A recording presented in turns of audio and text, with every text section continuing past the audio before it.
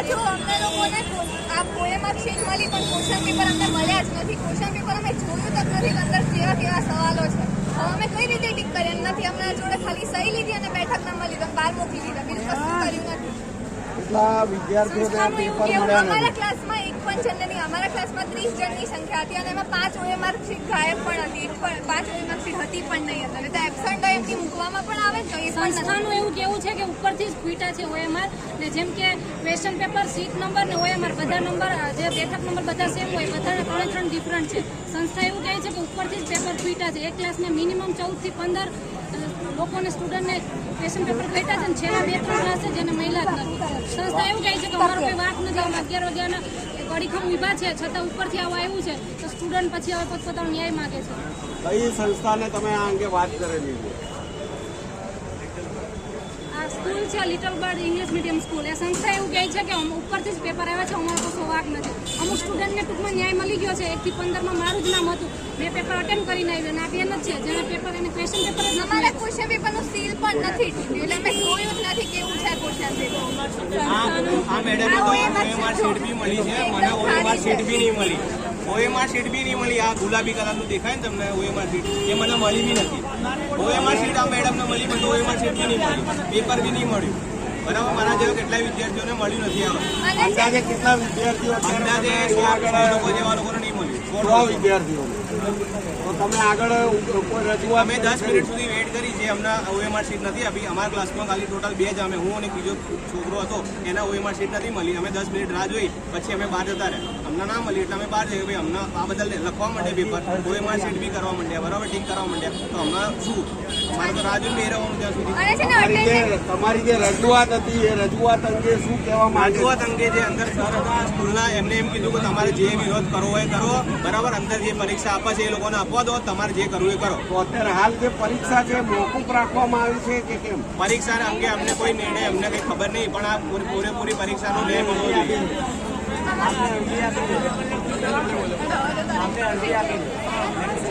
અમે આપ્યું છે પેપર, તો અમને એવું કીધું છે તમારું પેપર ચેક થશે. અમારી લીગલી કેસ થઈ છે 1 થી 16 કે જેને ક્વેશ્ચન પેપરને OMR મળી ગયું છે, અમને એવું કીધું કે તમારું પેપર ચેક થશે. હું અટેન્ડ કરીને આવી છું.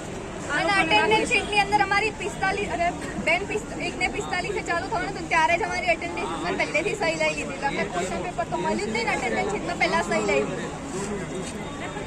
એટલે અમારી જોડે કોઈ પ્રૂફ જ ના રહ્યું કે અમે લોકો નથી આપ્યું. ઘોટાળો થયો છે પૂરેપૂરો 100%. અત્યારે જે પોલીસ તંત્રના જે અધિકારીઓ પણ અહીંયા આવેલા પોલીસ છે, તંત્રના અધિકારીઓ બી અમે વિડીયો બનાવતા હતા, એમ કહેતા હતા કે વિડીયો ના બનાવો, વિડીયો ના બનાવો. તો અમારે શું કરવાનું? વિડીયો ના બનાવીએ તો શું કરીએ અમે?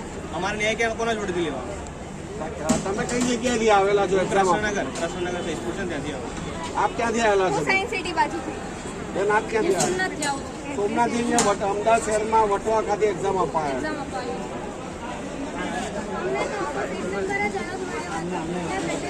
કીધેલું હતું કે અમને સીટ નંબર અને પ્રશ્ન નંબર બંને અલગ આવશે. તેમ છતાં અમને એવું કહેવામાં આવ્યું કે તમને જે મળ્યું છે તે કશું લખી નાખો. અને અમે પછી અમુક વિદ્યાર્થીઓ બહાર નીકળી ગયા. જે લોકોએ લખ્યું છે એમને કીધું કે તમારા પેપર ચેક થશે. તો અમારે શું સમજવાનું? અમે તો પેપર લખ્યું પણ નથી અને અમને અમારા સીટ નંબરનું મળ્યું પણ નથી. અમને એવું કહેવામાં આવ્યું કે લાસ્ટ મોમેન્ટ ઉપર 2 સેન્ટર છે અહીંયા મોકલવામાં આવ્યા છે. તો 2 સેન્ટર એ જવાબદારી તો ઉપરની છે અને અમારી થોડી છે. અમને 2 વાગ્યાના 2 સેન્ટર અહીંયા બ્લોક વધારવામાં આવ્યા, તો એ તો હવે ઉપરથી જવાબદારી છે અને મેનેજમેન્ટની જવાબદારી. અમને ક્લાસમાં અમારા મેડમે એવું કીધું કે લાસ્ટ મોમેન્ટ પર 2 સેન્ટરમાંથી અહીંયા છોકરાઓને મોકલવામાં આવ્યા છે. બીજા 2 સેન્ટરથી તો 2 બ્લોક વધારવામાં આવ્યા હતા. તો એ બધાના પેપરની ને OMRની જવાબદારી કોણ?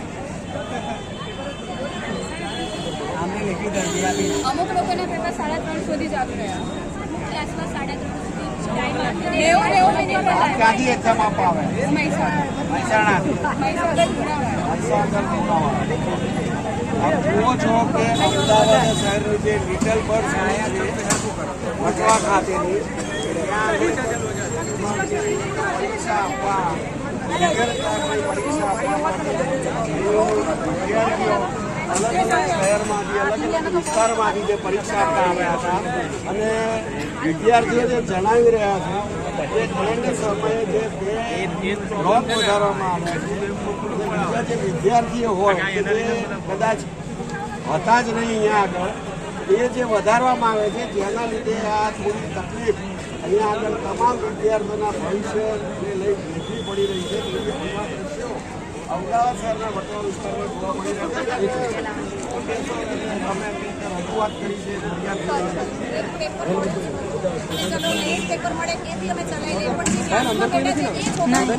છે ને જેને 2:30 વાગે પેપર આપ્યું 3:30 હજુ 4 વાગ્યા સુધી ચાલુ છે.